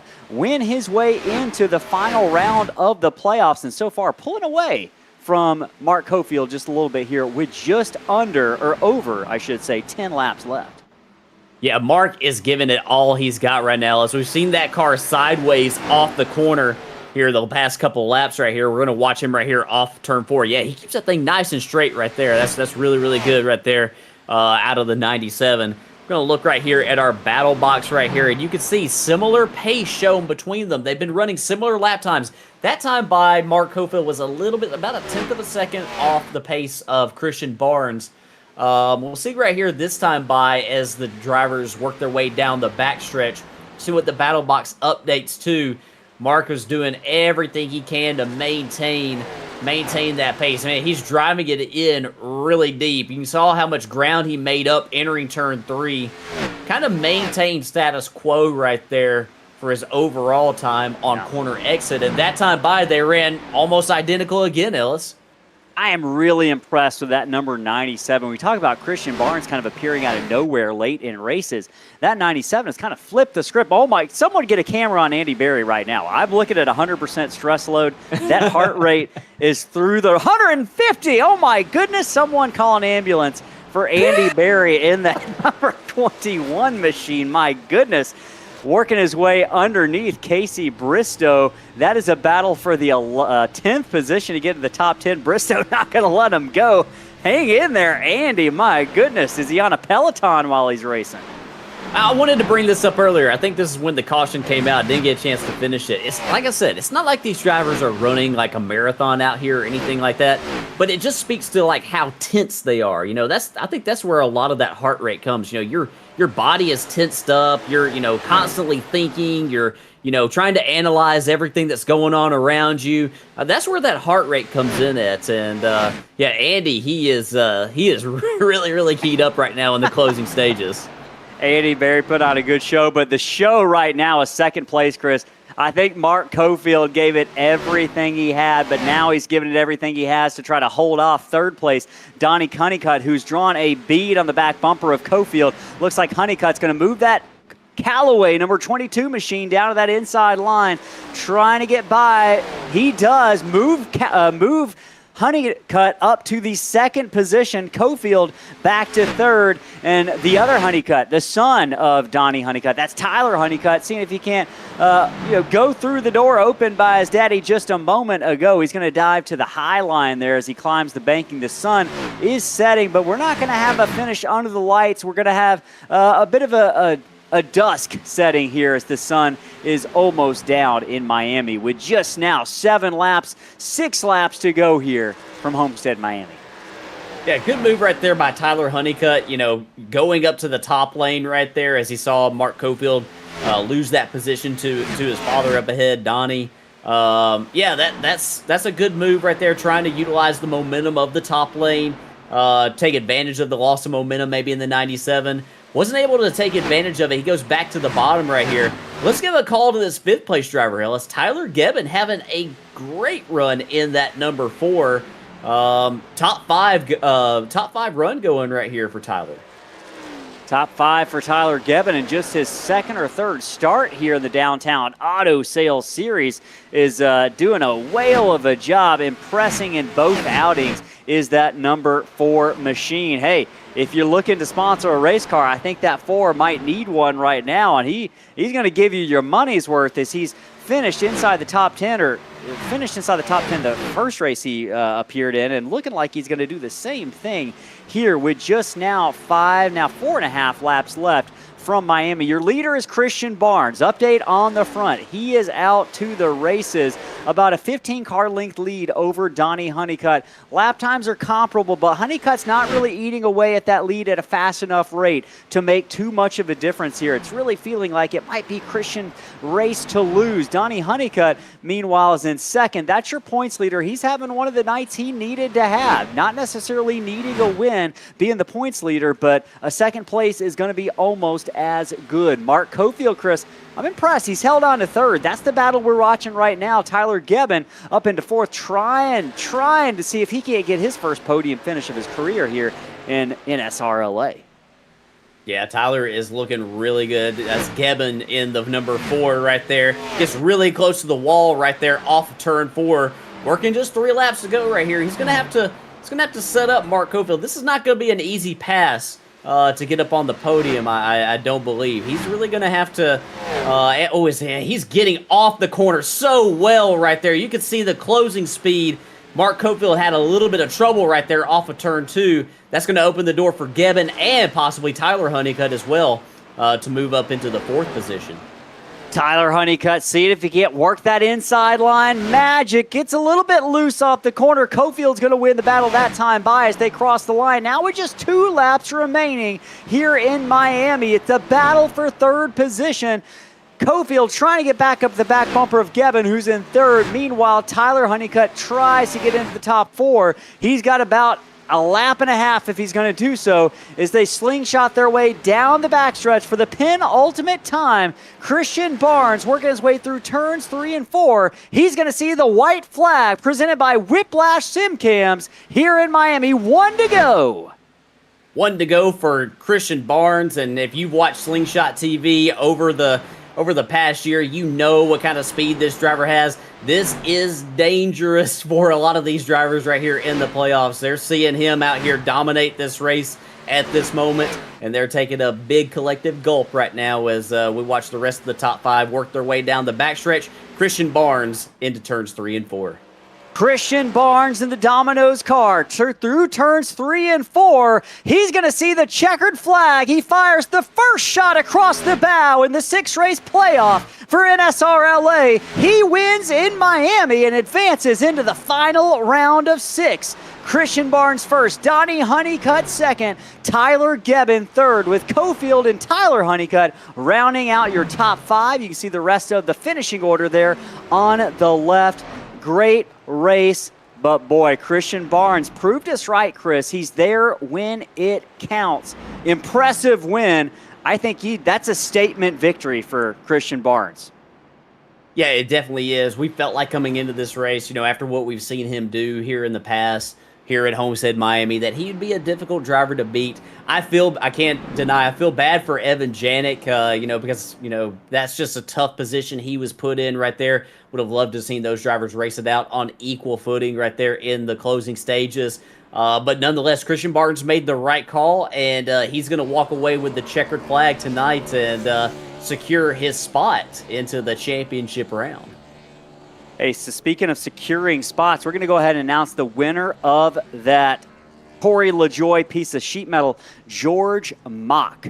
George Mock, you are the winner. You can see our email address on the screen, ssracingleagues@gmail.com. Shoot us an email to claim that sheet metal prize, and we'll send that to you absolutely free of charge. Right now, those burnouts, those donuts are free of charge right now from Christian Barnes. He's your winner. Folks, we're going to take just a moment to get things reset. We're going to be back in just a moment to hear from the winner, second place, and third place tonight. Don't go anywhere.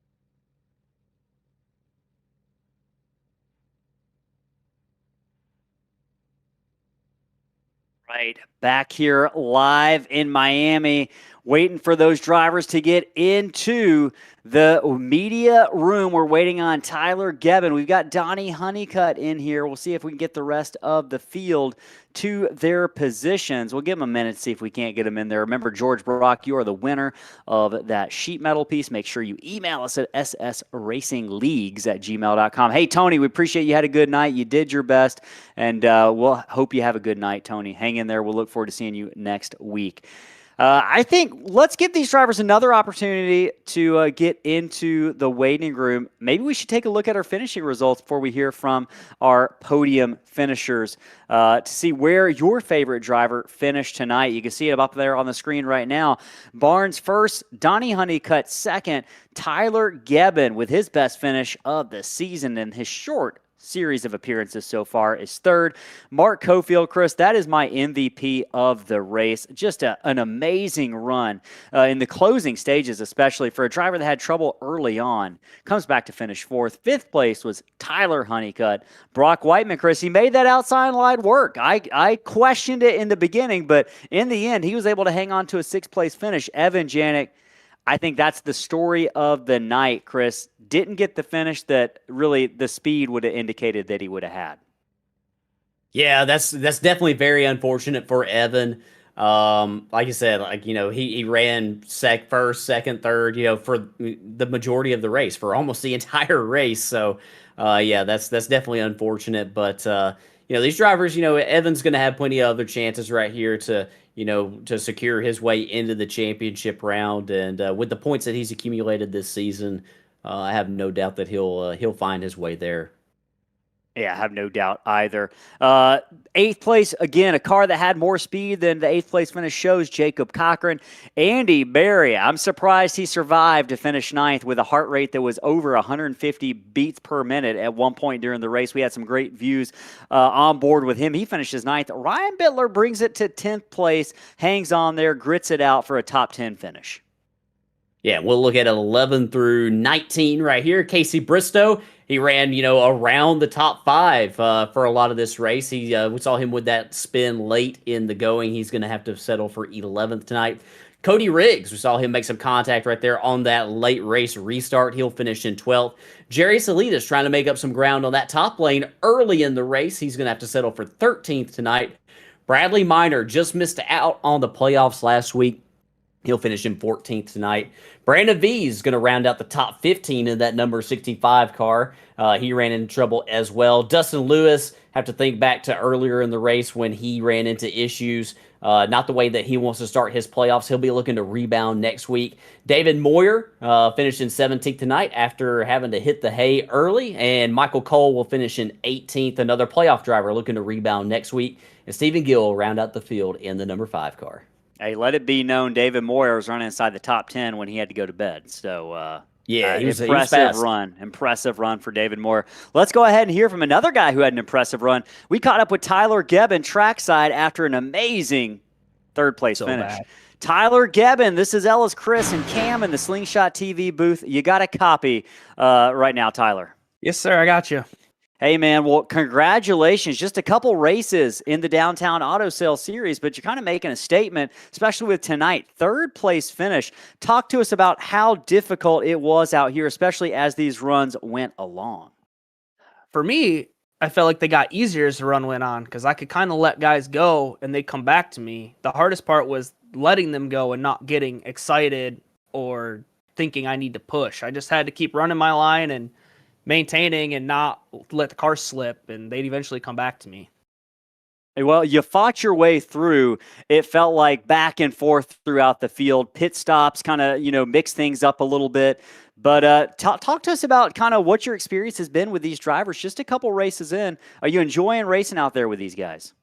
Yeah, it's been a lot of fun. These guys definitely are respectful, know how to run and run hard and give you a run for your money. And I'm still here trying to figure it out and not mess up a championship battle for anybody, but still be competitive and figure it out. So it's been fun though. These guys are good. Hey, I want to ask you about that paint scheme. A little emptiness there. You trying to get a sponsor on board, or you just enjoy the classic look? Well, we'll work on it. I still new to the whole trading paints and making things, so I'll have one made up here in the next little bit. Well, I know you got some good painters in your league to help you out with that. So before we let you go celebrate that first podium finish, Tyler, do you have any shout-outs for any of the friends or family watching at home? Shout out to my parents back home in Michigan who are watching, and to the league guys for putting this thing on. It's a good one, and I'm looking forward to keep running it. Looking forward to seeing you next week at Richmond, my friend. Go and celebrate that podium finish. Have a good night. Thank you. You too. All right, so you heard from Tyler Gebbin. Want to point out, we got the driver of the race poll open right now. You can see those 5 drivers. You can vote for them simply by typing their name in the chat. Who did the best job? Who had the best run today? Barnes, Donnie Honeycutt, Tyler Gebbin, Evan Janik, or Mark Cofield? I know my vote's probably for Mark Cofield on this one. Type their name in the chat. Let us know who you think had the best run. Who's the driver of the race? With that being said, let's hear from Donnie Honeycutt. Chris, I believe you caught up with Donnie Honeycutt trackside. Yeah, we got him right here in the booth. Donnie Honeycutt, driver of the 22. This is Chris, Ellis, and Cam in the Slingshot booth. You got a copy? Hey, guys. Yeah, I got you. Hey, man, great run tonight out of you. Came into this thing number 1 seed in the playoffs. Had a great points night here tonight. Tell us about the battle that you had tonight. It seemed like drivers kind of had to weigh how hard they would push at the beginning of the runs, maybe what lines they ran at the beginning of the runs and still try to maintain their pace as the run went on here at Homestead. Oh yeah, early on the runs, I was running the bottom, trying to let the guys go ahead of me. I fell back a little bit, just trying to save some tires. I like the bottom better. I feel like the top wore your tires out a little bit more than the bottom did. So I kind of maintained on the bottom as long as I could there. And towards the end of each run, I actually started running the guys back down, passing, but just could never get the lead. Everything I tried, either a caution come out or just towards the end of the stage, whatever. Just for some reason, I just couldn't quite get there. But like I said, finished second in all three stages. No first, second, and the final two. So happy with that. Yeah, that's a great run tonight for you. We saw a lot of drivers struggling on the opening lap of right after a restart. It seemed like on cold tires. Did you ever have any close moments like that where maybe you felt the car slip, or did you see drivers out there kind of struggling with that as well?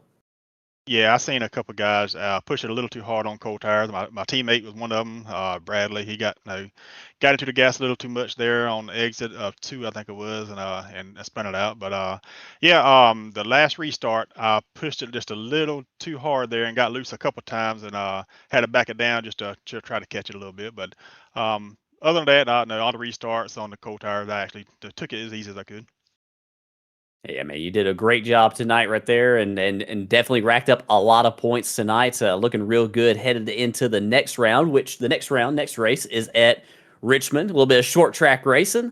How do you feel about your chances there? You looking forward to it?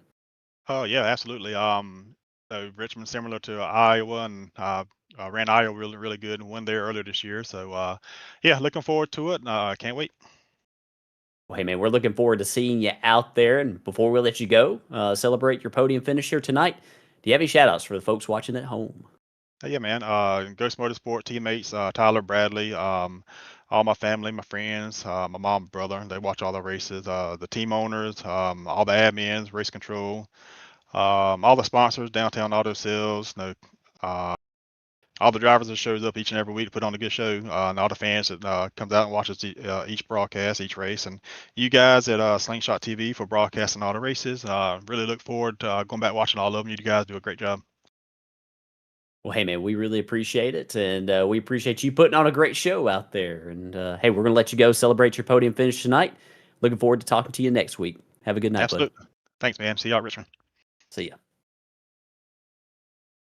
All right, so that was second place, meaning one more driver to hear from. It's going to be Christian Barnes. Make sure you get your driver of the race vote in. Type their name in the chat. Let us know who you think had the best run today. Now, Christian Barnes, one of those drivers who I'm sure some fans are going to vote for. Christian Barnes, Ellis, Chris, and Cam in the Slingshot TV booth. We're in Victory Lane. You got a copy, sir? Yes, sir, I do. Hey, man. Well, congratulations. It feels like this one's been coming for a while. Another win for you. Miami kicking off the playoffs. What does this mean to you to get this win right out of the gate? Starting the playoffs really in the 5th seed. What does this mean for you and the rest of the hopes for your championship? Oh, it feels great. I mean, I felt like this one was kind of a long time coming. Just so many good runs, just couldn't finish them off. Even last week, I kind of blew that one. So finally able to put one, fully together and finish it off. And, my car was it was fast on the long run, especially. I was able to, basically run any lane I wanted to. I mean, probably the best car I've had at that track. Man, you were really impressive. I know you had some close racing going on up at the front. Evan, Janik, talk to us about how these cars were handling and just how close you guys were out there and how difficult it was, especially as these runs went on. Oh yeah, the car, it definitely leaned tight, I guess with the temp and all. You really wanted to kind of balance out how you were entering the corners. If you send in too deep, you're burning up the right front. If you kind of were too easy, you were messing up the right rear. So you just had to kind of work with it and balance it out so you didn't burn up too much of one part of the tire and then the other tire is too much. So it was not difficult to pass, but you kind of had to set it up. You couldn't just immediately get there and pass. You had to take a few laps to kind of set it up. So it's definitely a fun race, being side by side with all those guys, and I was able to pull it off. Man, I want to ask you about what lies ahead next week. I know you got to feel good having that win kind of out the gate and locking you into the final round, but what do we expect at Richmond? A different track next week, a different style of track. You expect to have speed? What kind of race do you expect yourself to have? I think I have pretty good speed. It's kind of another tire save track, so I'm hoping to run smooth and I can keep up the momentum. And then one final question for you. That final round of 6, 3 races, Nashville, Atlanta, Phoenix. Do you have any of those on your calendar circled for good reasons or bad reasons? I think probably the Echo Park Speedway. I think because anything can really happen at those types of tracks.